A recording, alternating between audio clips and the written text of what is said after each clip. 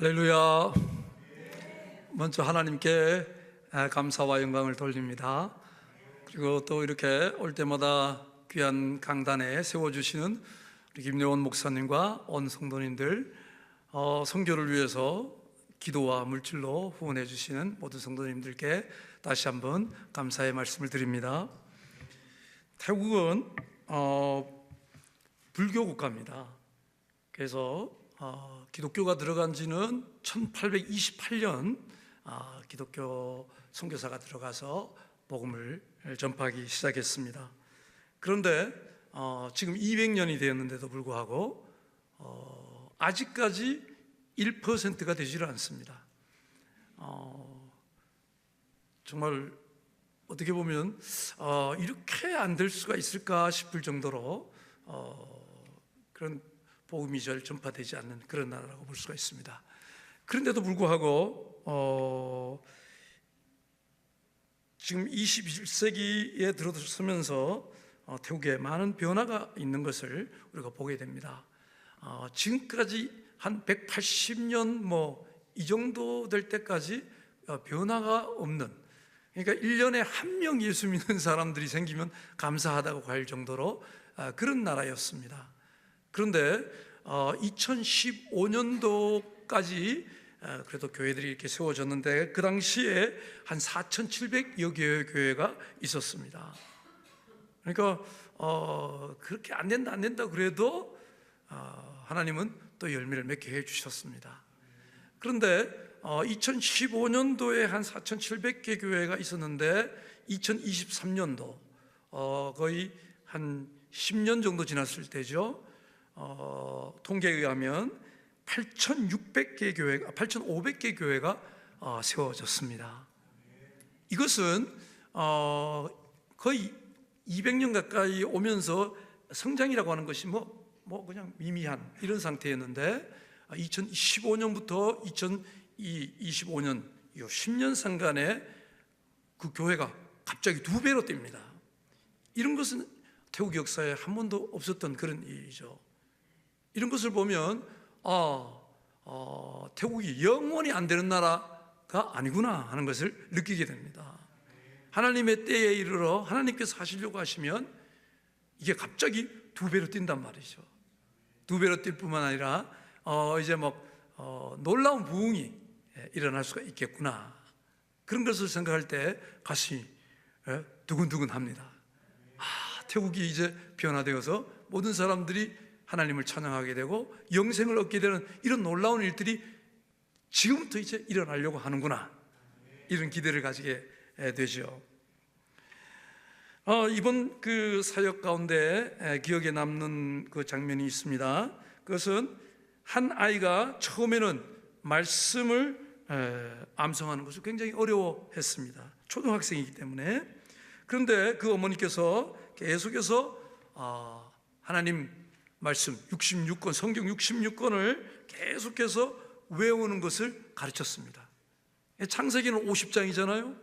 그 50장의 말씀을 1장부터 계속해서 외워나가는 겁니다.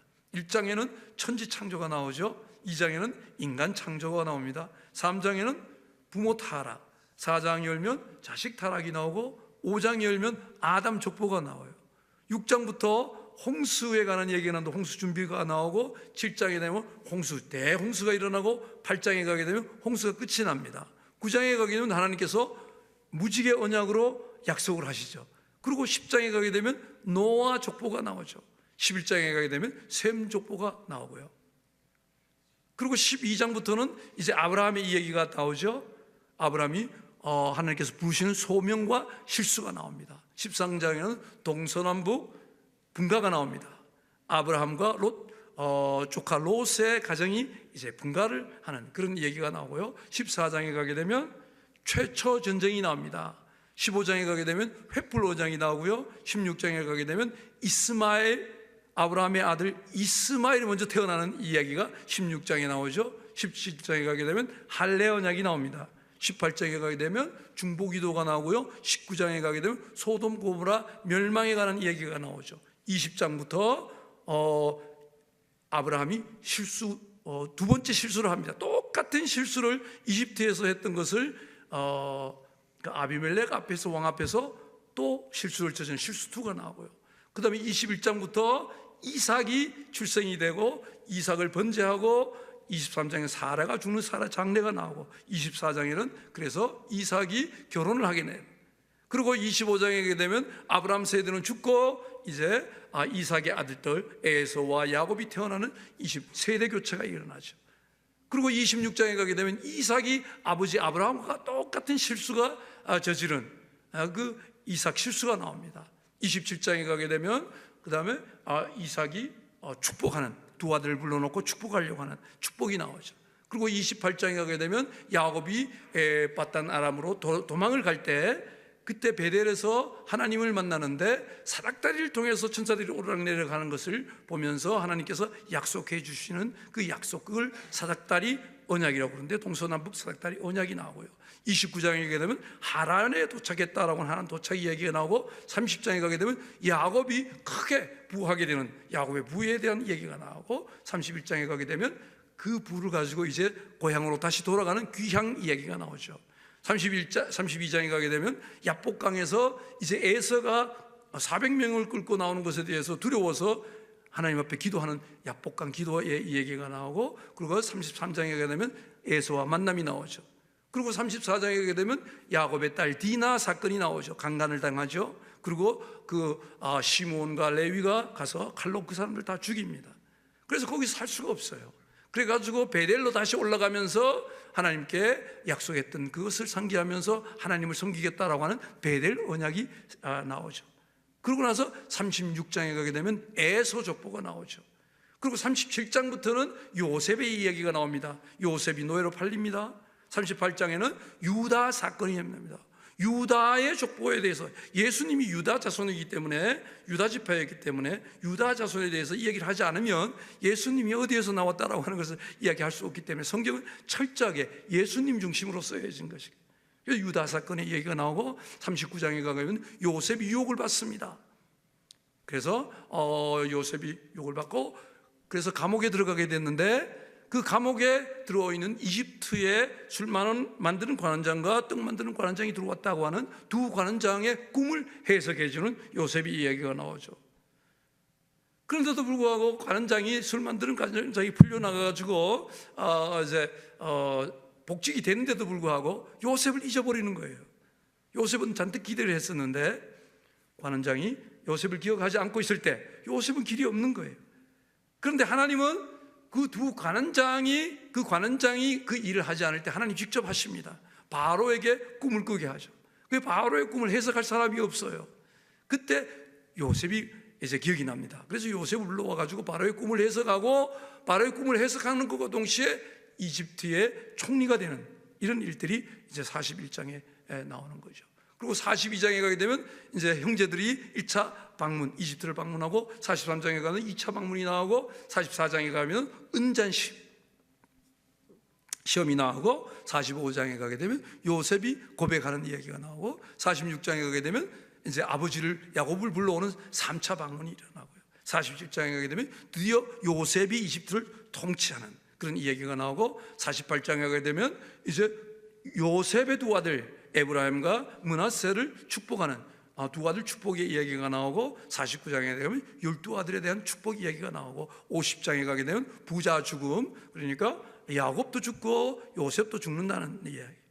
이렇게 창세기가 구성이 되어 있다라고 하는 이런 장 제목을 이렇게 외우는 그런 것들을 이제 어머니가 하셨는데, 그 어머니가 그 딸에게 이거를 계속해서 같이 외운 겁니다. 그렇기 때문에 이 아이가 아무것도 잘 모르죠. 사실은 이런 내용이나 이런 것도 잘 모르지만 일단은 그거를 외웠습니다. 그러면서 성경 한 권씩 한 권씩 외워갑니다. 한 권만 외우는 게 아니죠. 지금 초등학교 4학년, 5학년 올라가는 아이가 거의 60권에 가까운, 성경 전체가 66권이잖아요. 근데 60권을 지금 암송하게 되었습니다. 그런데 그럼 뭐 성경 장 제목을 외우면 무슨 일이 일어나는 거야? 근데 놀라운 일이 일어납니다. 이 초등학교 4학년, 2학년부터 4학년 사이에 이 하나님의 말씀을 이렇게 외우고 가는데 이 아이에게 놀라운 변화가 일어나는데 학교에서 공부하는 것이 달라져요. 옛날에는 공부를 잘 못했습니다.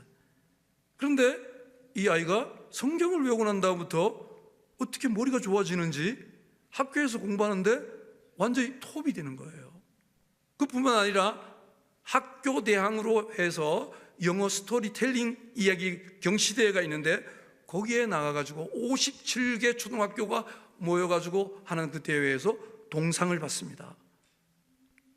그뿐만 아니라 그 다음에 또 영어 노래 대회가 있는데 그 영어 노래 대회에 나가서 대상을 받아요. 그러니까 이 아이는 그 학교의 자랑이 되었습니다. 이 학교에 이 아이가 없으면 그 학교가 이름이 안 나죠.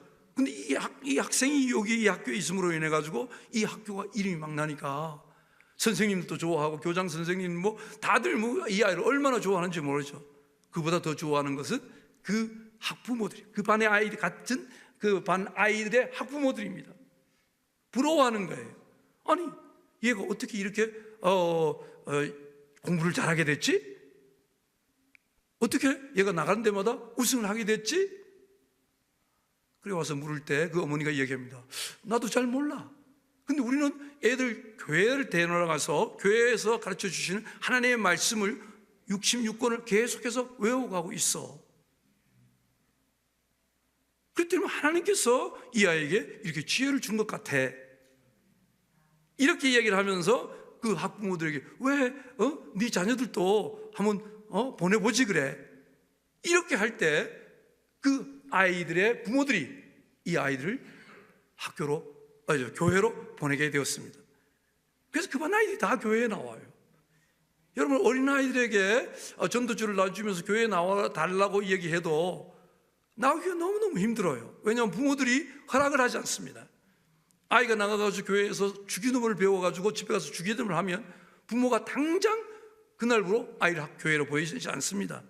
왜? 자기네는 불교인들이고 불교에 좋은 그런 문화와 전통들이 있는데 왜 기독교를 네가 하려고 하느냐 하면서 부모들이 반대를 하게 되면 아이들이 예수를 믿지 못하기 때문에 교회가 어린아이들이 나오기 어려워요.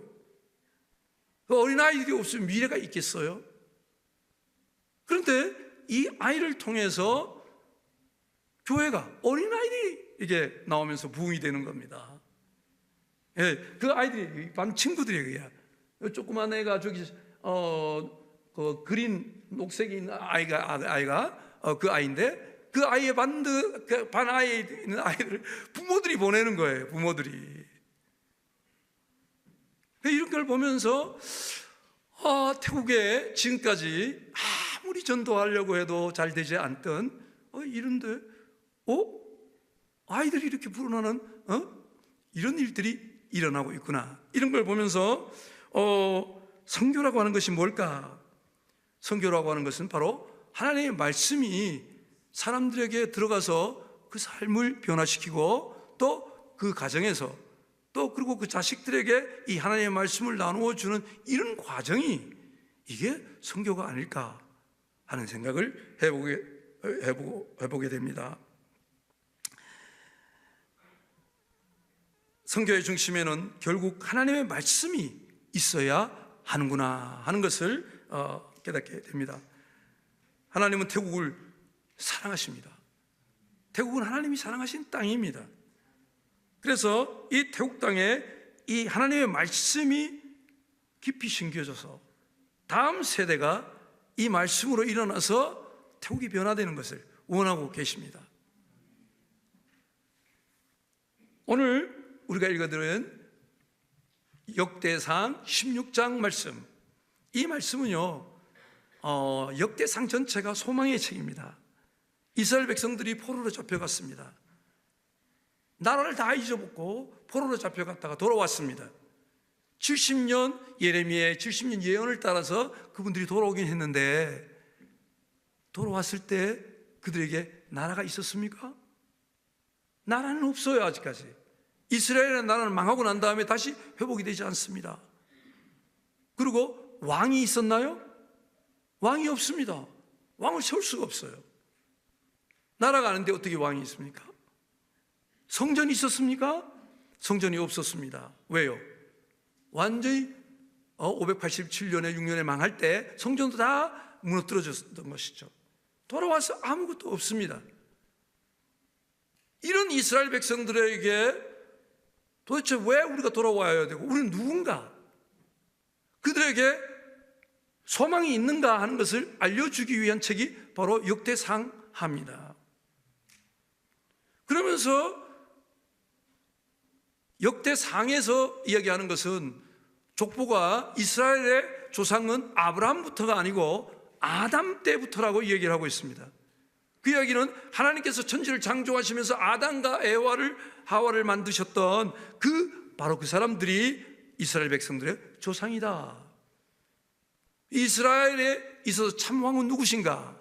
눈에 보이지 않지만 사람 왕이 아닌 하나님이 이스라엘 왕이야. 그 하나님이 살아계셔. 그 하나님을 우리가 믿을 때 우리는 다시 일어날 수가 있어.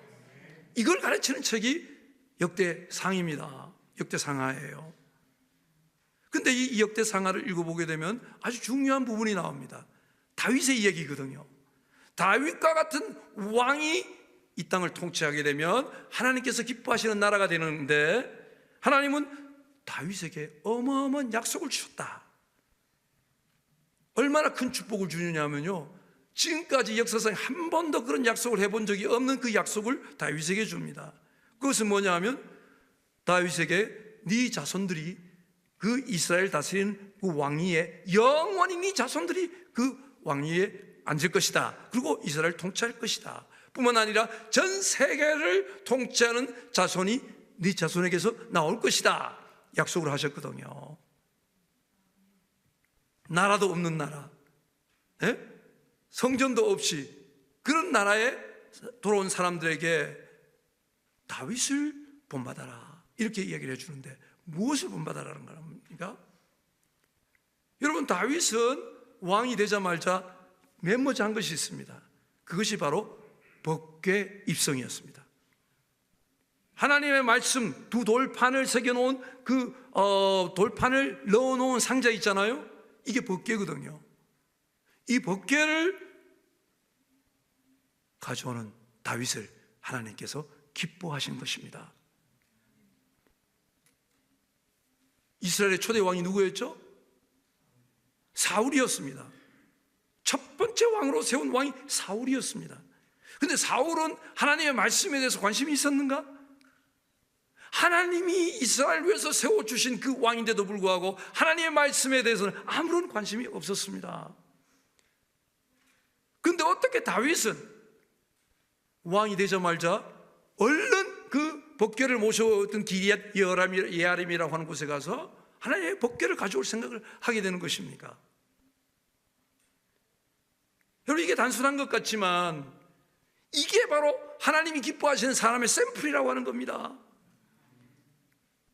하나님이 살아계시다고 하는 것을 선포하고 인정하는 것이 바로 하나님의 말씀을 가져오는 행위입니다. 다윗은 사람을 의지한 것이 아닙니다. 자기의 권력을 의지하는 것도 아니에요. 살아계신 하나님이 나와 함께 하신다, 그 하나님이 나와 함께 계셔야만 내가 살 수가 있다 하는 것을 선포하고 산 사람이 다윗이었습니다. 그러니까 다 제쳐놓고 왕이 됐는데 맨 먼저 간 것이 이 법궤를 가져오는 일이었습니다. 그런데 다윗이 성공하지 못해요. 첫 번째는요. 왜냐하면 다윗도 법궤를 가져오는데 편리한 방법으로 가져오면 좋겠다 생각을 합니다. 그것은 사람의 어깨, 제사장의 어깨에다가 메고 가야 되는 것이 하나님의 말씀인데, 다윗이 생각할 때는 수레를 가지고 수레에다가 실어오면 되지 않을까, 이렇게 생각을 하고 가서 실어오게 되었죠. 그런데 이 소가 어느 정도 가다가 뜁니다. 그러니까 법궤가 거기에서 떨어지게 됐잖아요. 그 운반하던 사람 중에 웃사라고 하는 그 신하가 있었는데, 그 사람이 법궤가 떨어지면 안 돼 하고 이렇게 잡았습니다. 법궤를 떨어지지 않도록. 그러자 하나님께서 그 웃사를 쳐서 죽입니다. 좋은 마음으로 하나님의 법궤를, 하나님의 말씀을 가져와야 되겠다고 생각을 하고 시도한 것이었지만, 웃사가 죽게 되니까 다윗이 겁이 나가지고 지금 가져가면 안 되겠다고 생각하고 오벳 에돔의 집에 그냥 내버려 둡니다. 못 가져가요. 나중에 이제 15장 하나님께서 14장에 다윗에게 명성을 주시죠. 큰 이름이 나게 하고 모든 데서 이름이 뛰어나게 하고, 그때 이제 다시 다윗이 생각합니다. 왜 실패했을까 하고 가서 가져온 것이 이제 하나님 말씀대로 가져와야 된다. 법궤를 그냥 사람의 생각대로 그냥 편리한 대로 편리를 따라서 가져오는 것이 법궤가 아니라 하나님의 말씀대로 하나님께서 명령해 놓으신 그대로 가야 된다 해가지고 성경을 읽고 난 다음에 레위인과 제사장을 이제 데려가죠. 그래서 제사장 어깨에 메어올 때에 드디어 법궤가 이제 다윗성에 들어올 수 있게 되었던 것입니다. 이거를 다윗 왕국의 부흥의 샘플로 성경을 말하고 있습니다. 다윗이 지금까지도 이스라엘에서 다윗 왕과 같은 왕이 없다고 생각하거든요. 그래서 국기에 다윗의 별을 거기다가 세워놓고 다윗이 우리의 진짜 왕이야라고 이렇게 말할 정도로 다윗은 사라질 수가 없습니다. 예수님의 조상인 예수님께서 다윗의 자손으로 나셨잖아요. 영원히 이 땅을 통치하는 예수님이 그 다윗에게서 나셨다. 그 하나님의 약속에 따라서 나셨다고 하는 이야기거든요. 왜 하나님은 다윗을 택하셨을까? 성경을 아무리 읽고 봐도요, 뭐 다윗이 뭐 특별한 뭐 장점이 있거나 뭐 그래가지고 한 것이 아니더라고요. 이거 초반부에 이렇게 보게 되면 다윗이 바로 그 법궤를 가져오려고 했던 거, 그리고 다윗이 성전을 지으려고 했던 이 마음, 하나님께서 그거를 그렇게 뽑으시는 거예요. 그 법궤를 가져오는 이 일이 하나님의 마음을 기쁘시게 하고 하나님이 축복하시게 하는 그런 일이었다고 하는 것이죠. 법궤 입성이 뭘까요? 그 돌을, 두 돌판을 담은 그 상자를 가져오는 것이 이제 법궤 입성이잖아요. 근데 이것은 무슨 의미가 있습니까? 이것은 하나님의 임재를 우리가 느끼며 살아야 된다. 무엇을 하든지 간에 우리나라에, 우리의 기업에, 우리의 가정에 하나님이 임재가 있어야 된다. 살아계신 하나님이 우리와 함께 하셔야 우리가 살 수가 있다라고 하는 것을 선포하는 것이거든요. 그래서 법궤를 가지고 와서 하나님께서 그 다음에 축복을 하셨다라고 하는 이야기가 나오는데요, 나중에 가게 되면요, 사람들이 법궤만 있으면 뭐 법궤가 부적처럼 생각합니다. 사람들이. 사실 그 전에 엘리 제사장의 아들이 이제 블레셋하고 싸울 때 그동안 여호수아가 법궤를 가지고 갈 때마다 승리했다라고 하는 이런 것을 이제 알고, 법궤를 가져오면 우리가 블레셋 사람들하고 싸워서 이기게 될 것이다 하고 법궤를 가져왔잖아요. 블레셋 사람들이 더 놀라면서 더 단합이 되는 거예요. 저 신들이 저 왔는데 저 신들을 우리가 이길 수가 없어. 그러니 우리가 힘을 내서 싸워보자. 이렇게 해가지고 싸웠는데요, 법궤를 빼앗기게 됩니다. 그리고 홈니와 비너스 엘리의 제사장의 아들은 죽어요. 법궤가 뺏깁니다. 법궤를 가져오면 우리가 이길 것이라고 하는 그 막연한 생각, 이 믿음을 가지고 법궤 입성이라고 말할 수가 없는 거예요. 법궤 입성이라고 하는 것은 뭐냐? 하나님의 말씀이 우리의 삶 속에 있어야 된다. 하나님의 말씀을 내가 새기고 있어야 된다. 그냥 선반 위에 있는 성경책만 있으면 된다가 아닙니다. 우리 핸드폰 안에 성경이 다 있잖아요, 앱이. 그것만 있으면 된다가 아니라는 거예요. 그럼 뭐 어떻게 돼야 되냐? 법궤 입성이라고 하는 것은 66권을 다 외우는 일인 줄로 믿습니다. 장세기 50장밖에 안 돼요. 굉장히 많은 줄 알고 66권 1189장입니다. 근데 이거를 조금씩 외워가게 되면 다 외워집니다. 그래서 우리가 가족별로, 또 교회별로, 그룹별로, 구역별로 모일 때마다 하나님의 말씀을 먼저 입성시키는 거죠. 그게 뭐냐? 같이 외우는 거예요. 창세기, 처음부터 창세기 외울 거 없어요. 10장 이하에 되는 성경책이 32권입니다. 32권이요. 66권인데 32권이 10장 이하예요. 10장 이하는 외우기가 쉬워요. 근데 그걸 함께 외우는 거예요. 예를 들어서 룻기라고 그러면 룻기 1장은 가족 이민입니다. 2장은 보아스 만남입니다. 3장은 사랑 시작이에요. 4장은 사랑 완성입니다. 여러분 다 외우셨죠? 1장이 뭐라고요? 가족 이민이잖아요. 그죠? 그래 다시 베들레헴에 돌아가실 때 누구를 만나요? 보아스를 만납니다. 이 보아스가 친척, 가까운 친척, 기업을 물러줄 수 있는 사람이거든요. 근데 보아스를 만났어요. 만나서 어떻게 됐어요? 사랑 시작됐죠. 보아스와 사랑 시작된 게 3장입니다. 사랑 시작입니다. 그 사랑 시작하고 나서 그것을 끝인가요? 아니죠. 사랑 완성이 일어납니다. 그건 뭐예요? 결혼했다는 거예요. 4장밖에 안 되잖아요. 다시 해볼까요? 1장이 뭐라고요?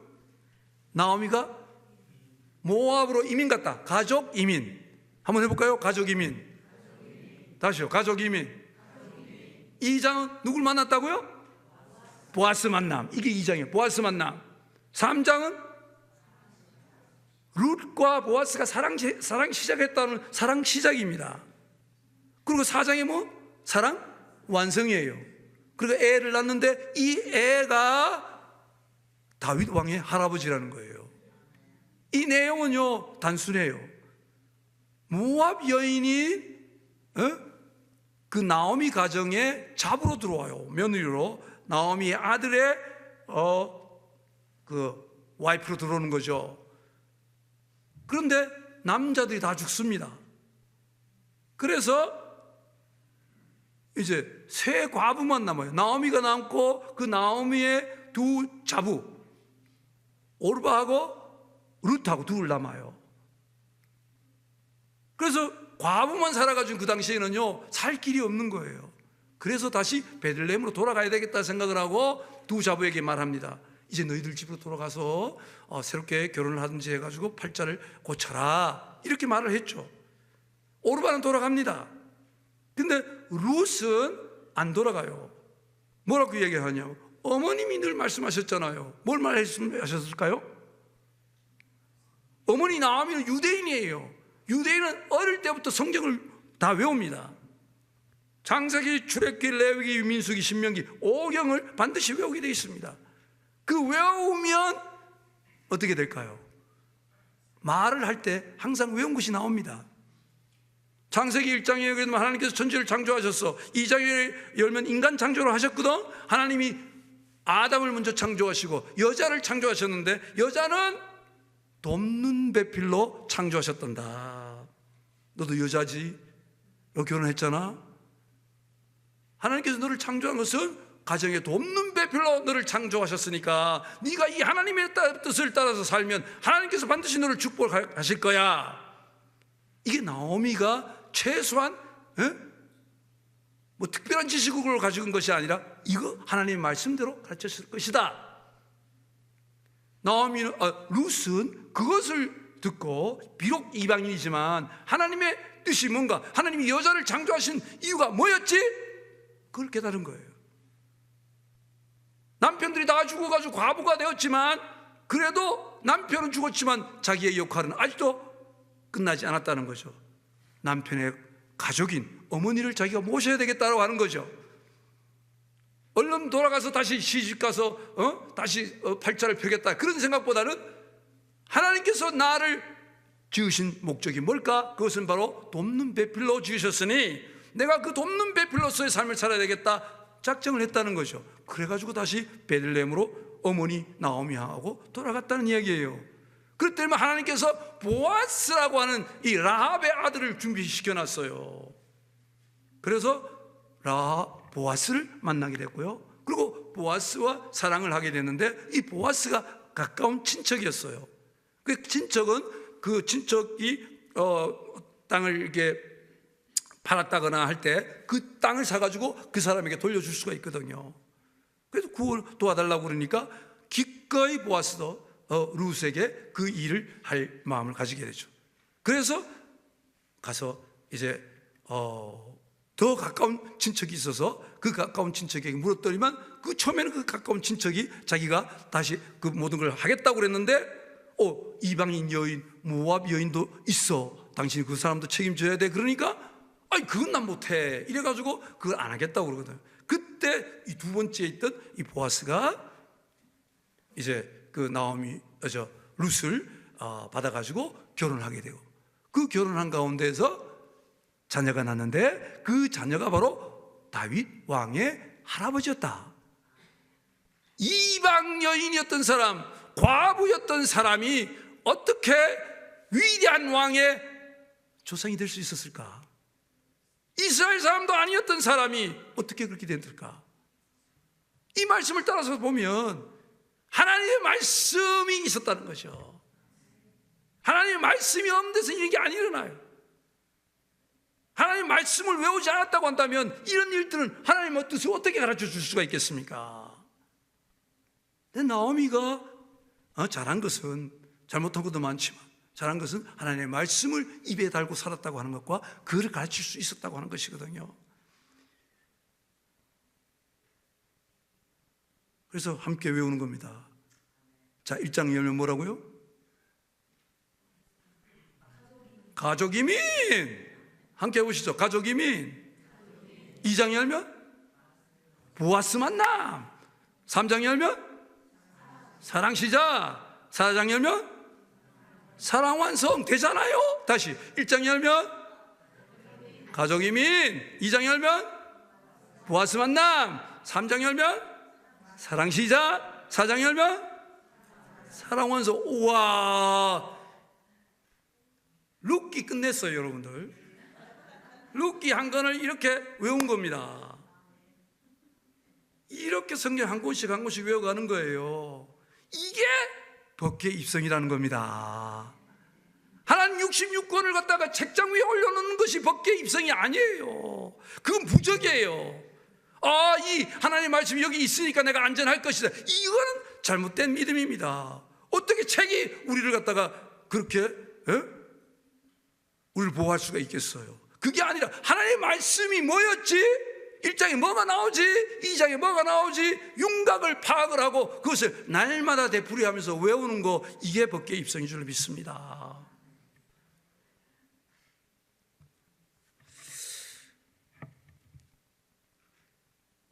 다윗이 이렇게 살은 줄로 믿습니다. 하나님의 말씀을 자기 삶 속에 가져왔다고 하는 것, 하나님의 인재가 가장 중요하다는 것, 그래서 하나님의 말씀을 날마다 묵상했을 것이, 하나님의 말씀을 외웠을 것인데 이것을 하나님께서 기뻐 보시면서 크게 축복하셨다. 큰 약속을 해주셨다. 우리가 포로로부터 돌아온 우리가 정말 살 길은 바로 여기에 있다. 열심히 일해가지고 무슨 특별한 것을 발견하고 이래가지고 우리가 살 길이 있는 것이 아니라 하나님의 말씀을 외울 때 하나님이 역사하신다. 우리 살아계신 하나님께서 역사하시고 축복하신다. 이거를 우리에게 보여주고 싶었던 것이죠.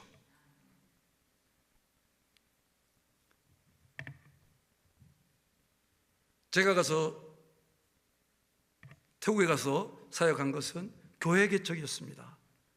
교회 개척과 함께 동시에 방송 선교였는데, 교회 개척을 해야만 태국 사람들이 교회에 들어와서 구원을 얻게 되죠. 교회가 없는데 어디서 사람들이 예수님과 연합을 할 수가 있겠습니까? 에베소에 보게 되면 이방인들로 하여금 상속자가 되게 하라. 그래서 이방인들 교회 안 와서 예수님과 연합될 때 이방인들이 하늘나라의 상속자가 된다. 이게 교회의 원리거든요. 그래서 교회를 세워야 되겠다 해서 교회를 세웠습니다. 많은 교회를 개척했는데 오늘날까지 남은 교회는 한 10개밖에 안 돼요. 목회자들이 하나님의 말씀에 서 있지 않으면요, 열정은 있는데 교인들이 안 늘어나니까 나중에 실망하고 좌절해가지고 그만둬요. 목회자가 그만두면 교회는 문을 닫아요. 왜? 우리가 선교사가 가가지고 선교사가 다 교회를 개척하는 게 아니라 현지인 목회자와 함께 교회를 개척하는 거죠. 그리고 우리가 그분들 도와주는 거예요. 교회를 개척하고 월세를 얻어주고 집 건물을 얻어주고 그다음에 사례비를 주면서 교회를 해보십시오. 그리고 전도팀을 모아가지고 거기 전도해가지고 사람들을 갖다가 교회로 인도하죠. 그런데 10년이 지나도 그 가정 외에는 교인들이 더 안 붙는 거예요. 목회자가 안 되면 안 되더라고요. 교회를 많이 세웠는데도 불구하고 살아남는 교회는 그렇게 많지 않더라는 거예요. 이쪽은 세워가고 있는데 이쪽은 자꾸 문을 닫아가요. 이게 태국의 현실이었습니다. 그럼에도 불구하고 10개 교회가 남아서 자립하고 산다는 것, 자립하고 있다고 하는 것은 하나님의 축복인 줄 믿습니다. 하나님이 하셨습니다. 하나님이 도와주시지 않았다고 하는 10개의 교회가 남아 있을 수가 있었을까? 한 개 교회도 세우기 어렵습니다. 그런데 이 교회를 세우는 데 있어서 전도를 아무리 전도지를 가지고 나가 전도를 하려고 해도 사람들이 잘 안 받아들이는 거예요. 그래서 하나님, 이 나라에 어떻게 해야 복음을 잘 증거할 수가 있겠습니까? 하고 생각하고 있는데 하나님께서 비전을 주십니다. 이 땅에도 한국처럼 기독교 방송국, FEBC 같은 극동방송 이런 복음방송국이 있다고 한다면 이 사람도 방송을 말씀을 들을 수 있는 기회가 있지 않는가. 그래서 찾아봤더니만 그 방송국이 없어요. 그런 방송을 통해서 복음을 주는 거라는 게 들어볼 수가 없죠. 근데 놀랍게도 한 자매가 와서 얘기합니다. 자기가 예수를 믿는데 방송을 듣고 예수를 믿었다네요. 어떻게? 그렇기 때문에 그분이 이야기하기를 12시부터 12시 5분까지 방송하는 게 있대요. 여자 목사님이 나와가지고 그 시간에 방송하는데 나는 그 이야기를 듣고 기도를 따라 하다가 예수 믿었습니다 이러는 거예요. 에? 정말 그게 가능해? 하고 그 자매의 소개를 따라서 가보니까 그게 바로 FEBC 극동방송이었습니다. 극동방송은 스튜디오를 만들어 놓고 녹음을 해가지고 필리핀에다가 보냅니다. 필리핀에서 단파를 쏘면 태국에 그게 오거든요. 그 방송을 듣고 예수 믿는 사람이 생겼는데 나중에 지금은 이제 방콕에다가 스튜디오를 만들어 놓고 방콕에 그 정부 방송국에 시간을 사가지고 갖다 주면 그 우리가 산 시간대에 틀어주거든요. 이렇게 하는데 5분 시간을 사가지고 하는 그 FEBC가 있었던 것입니다. 그래 그분이 하루에 5분씩 방송하는데 듣고 예수를 믿었다는 거예요. 하나님 감사합니다. 비전을 주시더니만 방송을 통해서 복음을 하라고 그러셨는데 이게 있네요? 그래 가서 물어봤더니만 방송을 이렇게 할 수가 있습니다. 정부 방송 시간 사고 그 다음에 테이프를 제작해서 갖다 주면 틀어주는 거 이렇게 방송할 수가 있습니다.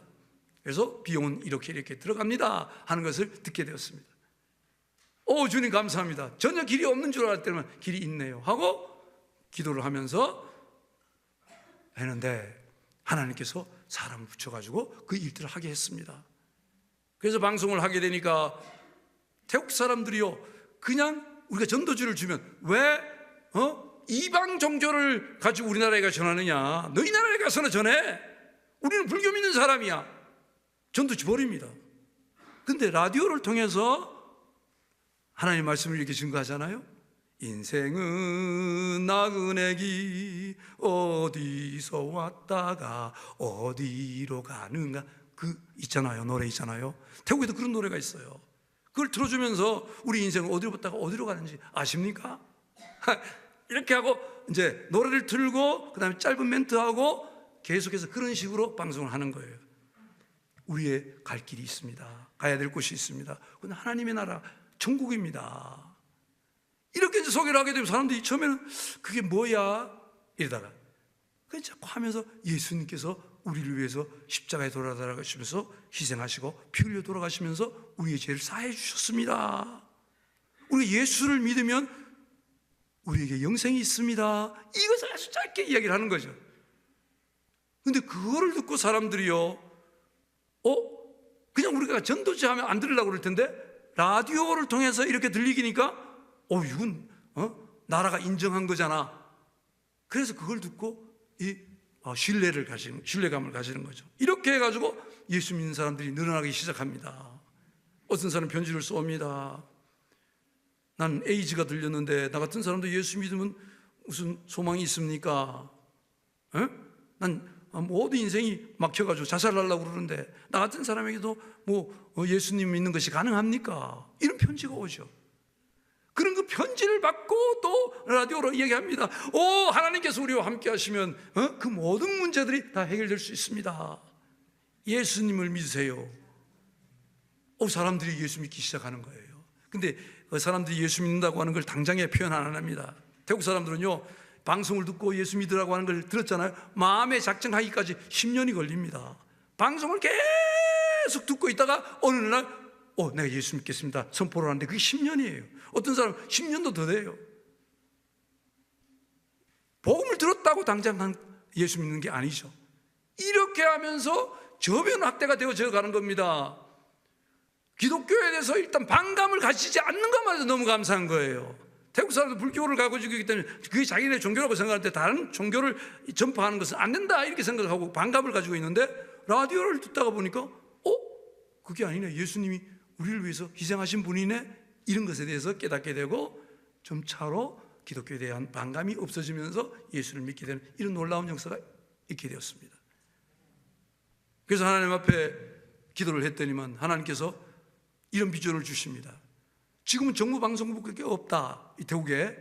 그러나 앞으로는 네가 기독교 방송국을 세워서 기독교 복음을 마음껏 증거하면 어떻겠느냐, 이런 비전을 주십니다. 태국에는 민영 방송이 하나도 없는 나라인데 그 나라의 기독교 방송국을 아예 세워서 복음을 증거하라고 하니 제가 이렇게, 하나님 그건 너무 큰 일이잖아요. 제가 그걸 어떻게 합니까? 그랬더니 하나님께서 야 이놈아, 네가 한 일이 뭐 있느냐? 왜 네가 뭘 하는 것처럼 그러느냐? 그렇죠 하나님, 처음부터 시작부터 여기까지 올 때까지 내가 한 일이 아무것도 없는데 나는 내가 뭔가를 했다고 생각하는 착각 속에 있었던 거죠. 그래서 다 내려놓고 하나님이 하셨고 하나님이 하시라고 그러면 제가 하겠습니다, 이런 기도를 하게 될 때 하나님께서 태국의 헌법을 바꿔주십니다. 헌법이 바뀌지 않고서는 민영방송이 생겨날 길이 없어요. 그런데 하나님께서 태국의 헌법을 바꾸셔가지고 백성들이 방송할 수 있는 권리가 있다 하면서 그거를 선포하게 됩니다. 이로 인해 가지고 이제 민영방송국들이, 소출력 방송들이 막 이제 생겨나게 됐죠. 그래서 우리도 하나님께 기도했는데 하나님께서 방송국을 처음에 2개를 세우게 해주시더라고요. 그래서 이름을 기독교 방송국이라 하고 이제 시작을 했습니다. 그랬더니 하나님께서 점차 더 많은 분들을 일으키시더니만 10개, 12개 막 이렇게 막 세워가게 하는 거예요. 하나님, 이 태국에 77개 도가 있는데 이 도마다 이 소출력 방송이 FM 방송이기 때문에 이게 도마다 하나씩 있어야 됩니다. 국경지대에 5개씩 있으면 그 나라 말로도 이렇게 복음을 증거할 수 있으니까 100개 방송을 주십시오, 이렇게 기도했습니다. 1개 방송국 세우기도 어려운데 100개 방송국을 세워주십시오라고 기도하니까 그 제목을 듣는 사람들은 돌았대요. 꿈깨래요. 근데 하나님께서 하시려고 하시니까 그게 이루어지더라고요. 하나님은 한 나라의 헌법조차도 바꾸실 수 있는 분인데 그까짓 100개 이건 문제가 안 되더라고요. 그래서 방송국이 많이 세워지면서 복음이 증거하게 됐으니 얼마나 많은 사람들이 저변 확대가 되었겠습니까? 근데 문제는 역시 방송하는 사람들이에요. 교회에다가 세워주고 전도사님, 목사님들이 그 방송을 하도록 이렇게 하거든요. 근데 아무리 들어봐도 하나님의 말씀을 가르치지 않아요. 세상적인 이야기를 하면서 어떻게 사람들에게 저변 확대하는 것은 가능한데 하나님의 말씀을 오리지널로 가르칠 수 있는 사람이 없는 거예요. 안 나오는 거예요. 그러고 있는 찰나에 정부의 변화가 오면서 구테타 정부가 들어오면서 컨트롤하기 시작합니다. 너무 많은 방송국이 세워졌어. 이걸 줄이지 않으면 안 돼. 이래가지고 막 처음부터 다시 송출기를 정부에부터 허락을 받아라, 검사를 해라, 약간에도 하자가 있으면 다 새롭게 해야 된다. 새롭게 하기 위해서 많은 돈이 들어가게 됩니다. 교회에다가 우리가 처음에 세워줄 때는 1,000만 원을 들여서 세워줬지만 나중에 그 운영하는 것은 교회가 해야 되는데 그런 돈이 없거든요. 고장이 나면 수리를 내야 되는데 수리할 돈이 없어요. 정부의 검사를 맡아야 되는데 정부 검사 맡을 돈이 없어요. 그러니까 미적미적하고 있는 순간에 정부에서는 왜 신고 안 했어? 문 닫아, 문 닫아, 문 닫아. 여러분, 100개가 넘는 방송국이 세워질 수 있었던 것은 하나님의 은혜죠? 하나님이 베푸신 기적입니다. 그런데 왜 그게 막 철폐명령이고 막 닫아가는 거예요? 왜 이렇게 됐을까? 그때 하나님께서 주시는 말씀이 있었습니다. 방송국이라고 하는 이 도구가 우리로 하여금 부흥으로 이끄는 것이 아니다. 하나님의 말씀이 있어야 된다. 하나님의 말씀이 사람들 속에 들어가서 심어져야 되는데 이 말씀을 심어주는 방송국이 아니라고 하는 거죠. 하나님께 별로 기뻐하시지 않는 것 같아요. 그러니까 뭐 주변 상황이 막 바뀌면서 막 문을 막 닫아가게 됐죠. 그때 하나님, 어떻게 해야 이 방송국이 정말 방송국다운 방송국이 될 수가 있겠습니까? 언뜻 주시는 지혜가, 방송인들을 다 하나님의 말씀으로 양육해라. 방송인들이 입을 열면 하나님의 말씀이 태어날 수 있도록 이렇게 양육하지 않고서는 소망이 없다. 그래서 하나님의 말씀을 읽는 동안에 이게 보여지는 거예요. 다윗 왕국이 이렇게 부흥할 수 있었던 것은 하나님의 법궤를 가져와서 하나님을 모셔드릴 때 이런 놀라운 하나님의 역사가 있었다. 하나님의 약속이 있었다. 오늘 우리가 아무리 못나고 시골에 있는 배운 것이 없다 하더라도 하나님의 말씀을 앞세우는 방송인이 되면 하나님 책임지신다. 그래가지고 이제 하나님 말씀을 외우는 이 프로그램을 시작하게 된 것입니다. 그래서 창세기부터 막 외워가잖아요. 66권을 다 이제 공부하고 나서 막 이제 외우기 시작했습니다. 그럴 때는 변화가 일어나기 시작합니다. 태국에서 영어 선생님이셨어요. 중고등학교 영어 선생님이셨는데 이분이 은퇴를 했어요. 은퇴하고 나서 이제 뭐 할까? 조용히 살다가 가야지. 이런 생각을 했는데 이 하나님 말씀을 외우는 것이 있다는 걸 알고 와서 공부를 했습니다. 그리고 돌아가서 그럼 내가 한두 사람에게 이 성경 한 권씩 외우는 걸 가르쳐 볼까? 이렇게 하고 두세 사람에게 이거를 갖다가 가르쳤습니다. 그랬더니 그분들이 이제 성경을 배우더니 한 권씩 이렇게 외워가게 됐거든요. 근데 놀라운 일이 벌어졌어요. 사람들이 성경을 외우는데 너무 재미있다는 거예요. 그리고 하나님의 말씀이 깨달음이 오고, 그래가지고 그 친구들한테 자꾸 연락을 하는 거예요. 야, 와서 성경 공부 좀 같이 하자. 이래가지고 갑자기 20명이 됐습니다. 두 사람이 시작하다가 20명이 되고, 이분들이 하는 말씀이 선생님 이제 앞으로 돌아가실 때까지 우리에게 성경을 가르쳐 주십시오. 선생님은 평생 성경 선생님이십니다. 이랬다는 거예요. 그리고 그 선생님이 너무너무 행복해하면서 내가 앞으로 은퇴하고 뭘 해야 되지? 그러다가 갑자기 평생 성경 선생이 됐다고 하면서 너무 기뻐하는 거예요. 내가 은퇴하고 나서도 이렇게 할 일이 있네. 하나님이 살아계시다고 하는 것을 성경으로부터 배우고 그걸 선포하는 이런 일을 내가 평생 동안 할 수 있다고 한다면 이것은 나에게 큰 축복이다. 이렇게 해가지고 계속해서 이렇게 가르치고 있습니다. 배운 것을 가르칩니다.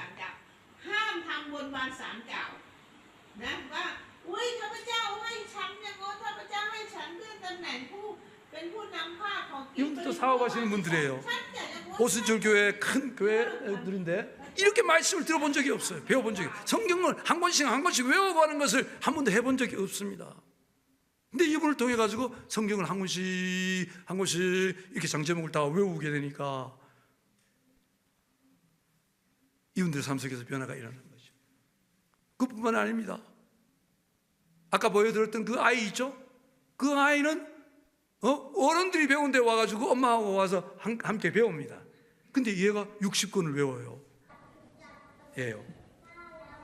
어른들하고 같이 있죠? 요한복음을 이렇게 외워요. 1장부터 21장까지.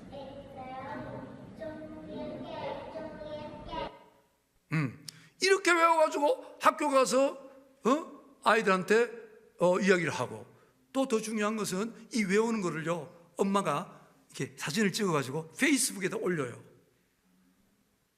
여러분, 요 꼬마가 그냥 성경 외우는 거잖아요. 얘가 무슨 설명을 할 수 있겠어요? 근데 성경 한 권씩 한 권씩 외우는 것을 했는데, 보세요. 여기 저 들어와가지고 본 사람들이 26,032명이 들어와서 봤어요. 이거는 18,780명, 13,022명. 여러분, 태국에서 이 아이가 성경 외우고 있는 것에 관심을 가지고 이렇게 많이 들어와서 볼 수가 있을까요? 누가 2만 명에게 복음을 증거할 수가 있어요? 선교사라 하더라도 이런 일이 어렵습니다. 근데 이 아이가 그냥 하나님 말씀을 외우고 있는데 이런 일이 일어나고 있다는 것이죠.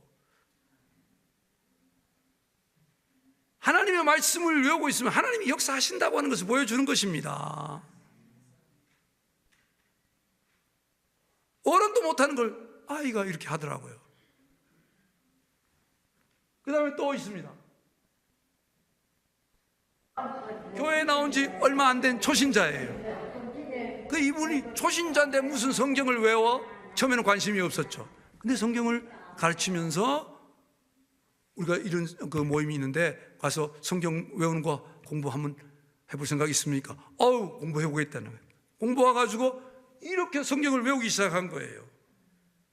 사람이 완전히 달라져요. 맹숭맹숭하게 교회 처음 나오면 모르잖아요.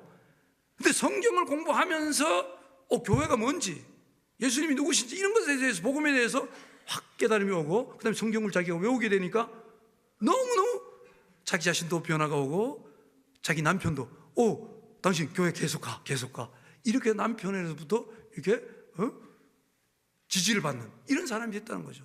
얼굴이 완전히 바뀌면서 삶이 바뀝니다. 그뿐만 아니라 이미 교회에 나와서 성도로서 삶을 살던 그 사람인데, 하나님 말씀이 없이 그냥 살 때는 그냥 그야말로 열정이 별로 안 일어나는 거죠.